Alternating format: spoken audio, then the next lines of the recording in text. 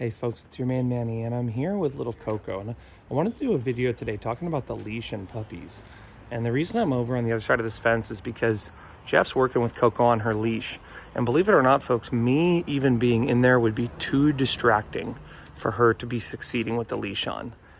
Now, in this particular case, he's using play and just being playful with her. She doesn't quite know how to use a toy yet with the leash, but she's just trying to be playful, or even maybe she's trying to have him pick her up.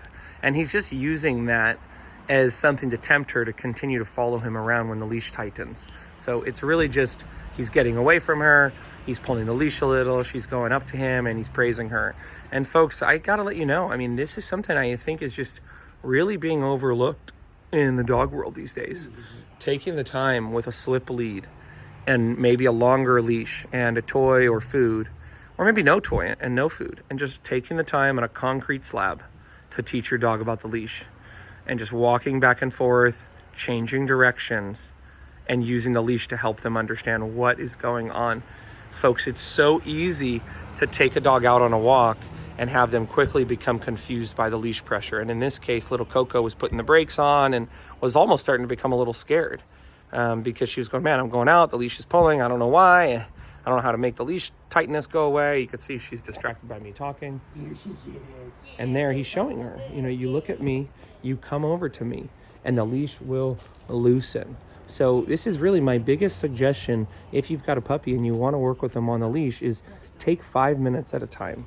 Go someplace very quiet, like a concrete slab, or you know, grass could even be too distracting. And just practice walking with the dog where there are hardly any distractions around.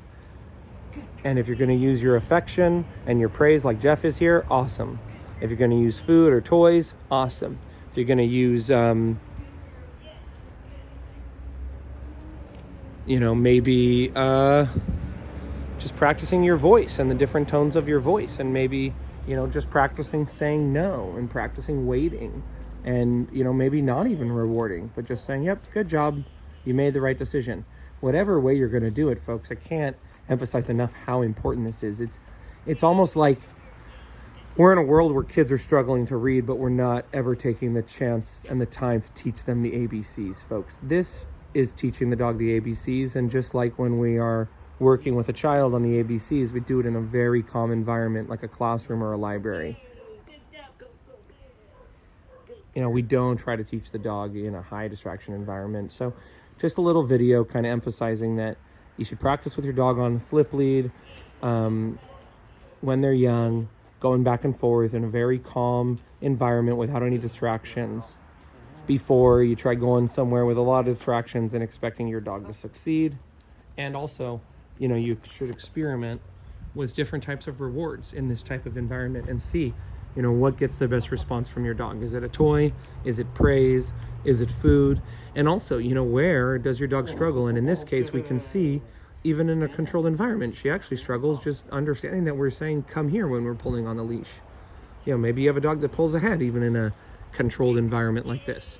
So not only is this going to give you a chance to master the basics with your dog, but it's also going to give you a chance to kind of see your dog in a more neutral environment and see what is really going on. Does my dog struggle to pay attention to me?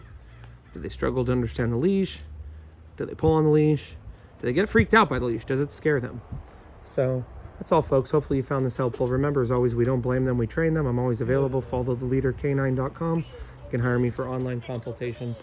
I'm happy to help. You can also find my poetry book online. Don't blame them. Wait, no. Loving, Leading, and Losing. Stories from the Dogs That Trained Me by Eric Stokel on Amazon. Okay, folks, take care. We don't blame them. We train them in a very calm environment, like a concrete slab. Okay, take care.